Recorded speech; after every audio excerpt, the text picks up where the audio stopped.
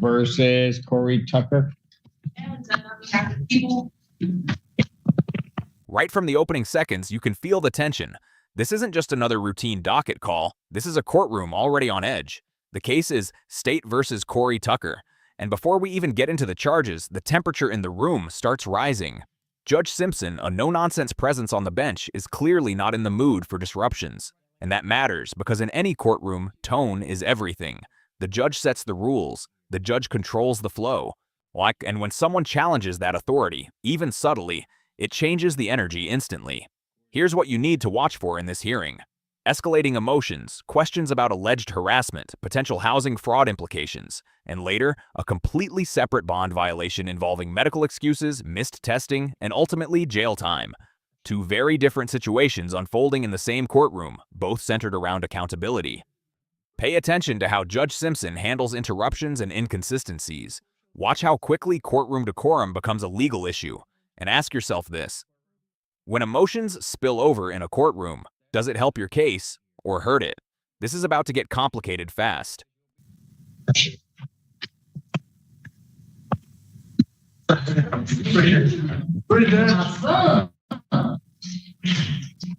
Portia Feaster, Assistant Public Defender, on behalf of Mr. Corey Tucker, stand to my right. Yelling out in my courtroom. She better take herself out. That is not permitted here. Thank you. Otherwise, you'll be escorted out. Sir, please state your name for the record. Corey Tucker. One moment. Yes, you may. You could fill up the application that you call your family, asking them to put her in the apartment, which you can't do. And do that. But that's what's going to happen today. And then we'll have to fight it by the way. Okay? All right. Record should reflect we've had a bench conference in this case, and this gets kind of murky. The young woman that was kicked out of my court just now, my understanding that's a family member of the defendant. That's my understanding, Judge. Yes, Judge. She is no longer welcome in the courthouse. So she doesn't come down here, and let her know that if she does come down here, she'll be subject to arrest. That right there is Judge Simpson drawing a very hard line. When a judge bans someone from the courthouse and explicitly warns of arrest, that's not symbolic. That's enforceable. Courtrooms operate on strict decorum rules, and family members don't get special treatment just because they're emotionally invested. In fact, they often make things worse.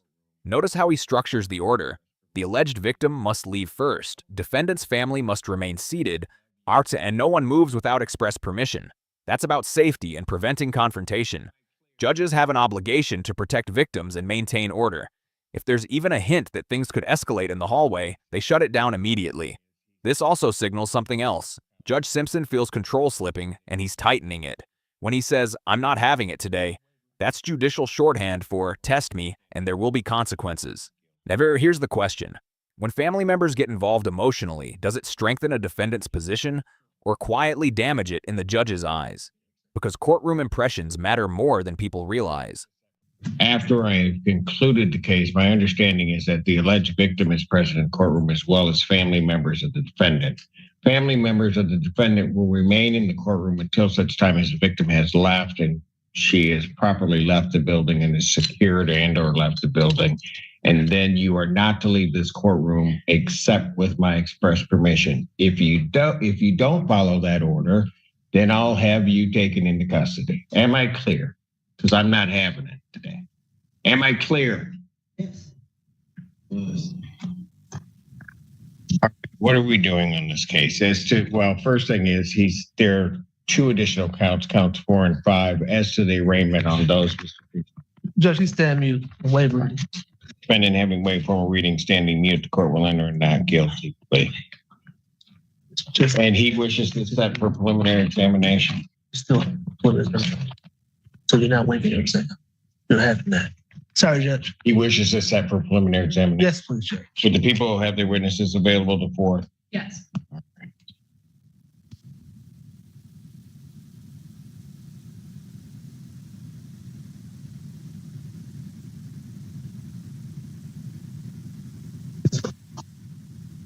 That preliminary examination in this matter in person, November 4th, 2025. That will be at 9 a.m. before. Judge Perry. Judge Perry.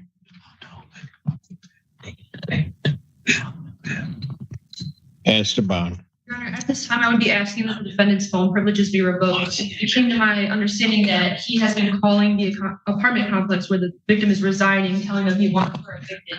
So at this time, I'd be asking that they be revoked, given that he's using his phone privileges to harass the victim in this case. I don't think it's appropriate that he still has those privileges. Okay. Sorry, Judge. Obviously, we do not have those calls yet. I think my client would like me to object, but he understands that the court is likely to suspend his privileges pending a hearing. Right, but my understanding, and correct me if I'm wrong, but is that based upon his phone call, in part, an incident happened at the apartment because his family went over there. Correct, Your Honor. That's what Ms. Zenda has notified us. We haven't heard that call, and my client says that's not the case. So I don't know for fact, Your Honor. We have not. Well, how does his family end up over there? Well, his mother normally does his Section 8 inspections. Okay, but it was more than just his mother there. Yes, his mother and his sister was there, I believe, Your Honor. And so they went to do the inspection per normal. They've been doing it for several years for him. I've been there for 7, 8 years. And so they. Okay, well, here's part of the problem. If she's been I'm just going to say it out, but if she's been residing there but hasn't been on it, and you're the listed resident, then there could be the potential of fraud, which means everybody's out. I'm getting evicted right now. And we're putting on the door and all that. But she won't leave. Because she won't leave. She cussed the landlord out yesterday. Hold on, sir. She didn't just bust into that apartment. So I'm not getting, look, I am not getting into that. I'm just indicating that these phone calls, these interactions can't occur. I understand. And if there's been some fraud committed, then everybody's going to be out. That would not be my purview. I told the landlord she can evict me. Okay, if he keeps up. Well, never mind. I made my decision. Phone privileges are hereby ordered revoked. This is a critical moment. Revoking phone privileges is not minor. For someone in custody, that phone is their only connection to the outside world. Family, legal coordination, emotional support. But those privileges are conditional. If the court believes they're being used to intimidate, harass, or interfere with a victim, they disappear fast. What makes this especially serious is the allegation that calls triggered family members showing up at the victim's apartment.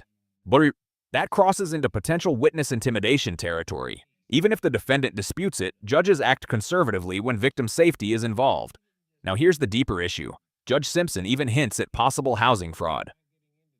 If someone is living in Section 8 housing but isn't properly listed, that's not just a lease violation. That's federal fraud territory. And when a judge mentions everybody's out, he's talking about collateral consequences that go far beyond this criminal case. So ask yourself, was this just emotional venting? Or was it a strategic mistake that just made things worse? Because once a judge believes you're interfering with a victim, leniency shrinks dramatically.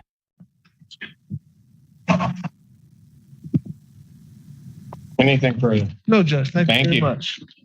You can still call me. All right. She needs to leave first and get out. And then, folks, once she's out, you need to let me know somehow, Ms. Zenda, that she is out and secured, and then I will release that side. Okay.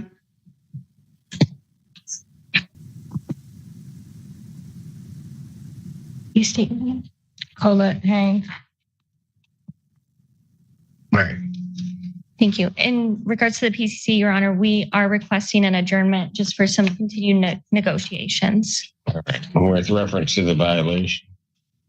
Yes, Your Honor. Ms. Haynes is prepared to admit to the bond violation today and provide an explanation. Now we pivot to a separate matter.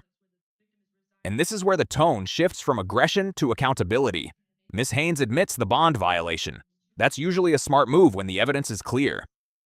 Admission can show responsibility, but the explanation is everything. She cites diabetes, DKA hospitalization, confusion about a bench warrant, and uncertainty about whether she could re-report to community corrections. Medical emergencies can absolutely justify missed appearances. But timing is key. Judges look at gaps, and Judge Simpson immediately focuses on that 30-day window. If she was hospitalized for a few days at the end of September, what happened in the weeks after? That's what he's drilling into. Courts expect proactive compliance.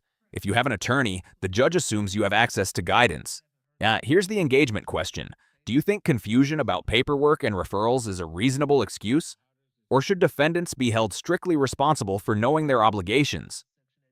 Because in drug-related cases especially, testing compliance is non-negotiable. And right now, Judge Simpson sees 0 tests on record. That's not good. All right. I'll accept the admission, but what's the explanation? Your Honor, it does state in the bond violation report that on the 22nd, when she reported she was visibly ill at the time, she explained to me that she has diabetes and shortly after that went into DKA and did have to be hospitalized for a few days. So unfortunately, she ended up missing that new scheduled appointment as well as her first PCC. After missing the PCC, she did contact me and we worked to get this case set to do a bench warrant recall. So she is willing to test. She is willing to comply on bond. She is sorry that she missed that appointment and she's hoping to have an opportunity to go touch base with community corrections today and reschedule. Thank you. But okay, I hear what you're saying, but when I look at this, all of the events that I have in this occurred at basically toward the end of September. Yes, Your Honor. I'm now almost 30 days out and nothing's been corrected. And Ms. Haynes indicated to me that she wasn't aware that she needed to make contact with community corrections because she had the bench warrant. I didn't know that I can just go back there and. Yeah, but once the bench warrant was cleared, she still, that doesn't even make any sense to me. They told me that I had to wait when first they told me I had to do it online. Do And I what did it online? For the bench warrant. That's fine. Yeah, and I didn't know that the warrant was cleared until I come to court today. And What I do you thought mean I you needed didn't know it was cleared? another referral to go back to community corrections. I didn't know I could just walk back in there and do it all over again with a warrant. I tried to come up here and walk in on a warrant, but they told me that they only do it once a month, at the end of the month on Wednesdays. And that would have been yesterday, but I had received Yeah, but where were you between that? All of this occurred September 2nd. I get what counsel's telling me that at some point you're in the hospital for a few days.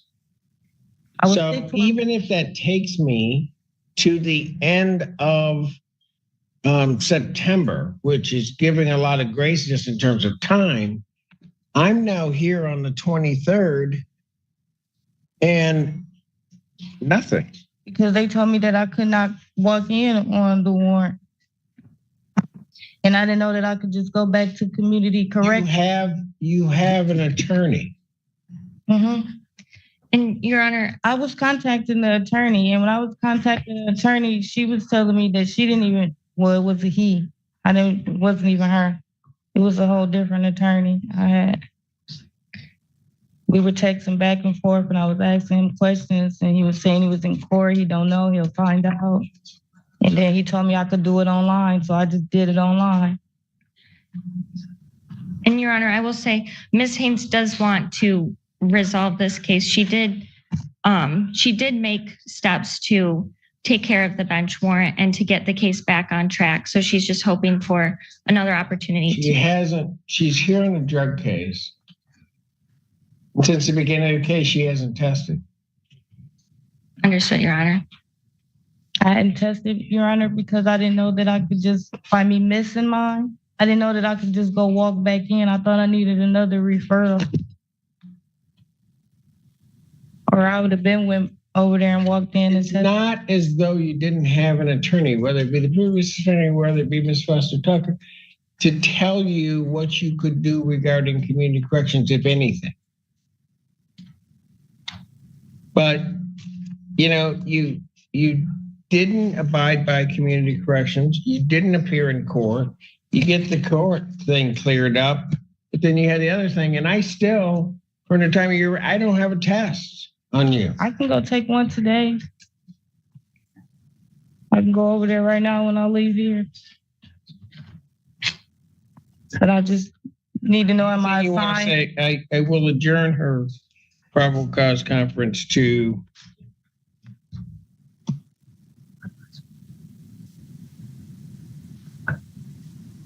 October 30th, 2025, 9 a.m.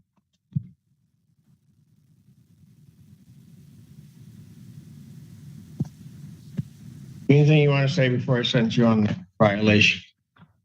No, sir. Well, at this point, she's not complied with everything. I'm going to revoke her bond, sentence her to 7 days, Washtenaw County Jail. Defendant's remanded. And there it is. Bond revoked. 7 days in jail. This isn't about punishment for the original charge yet.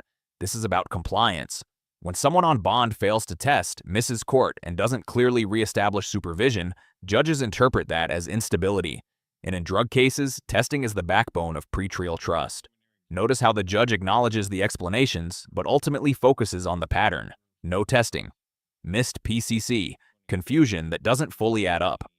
From a judicial standpoint, the logic is simple. If you can't follow structured release conditions, you can't remain out on bond. And then the emotional twist. Her daughter is present in court. That moment hits hard, but courts often respond bluntly.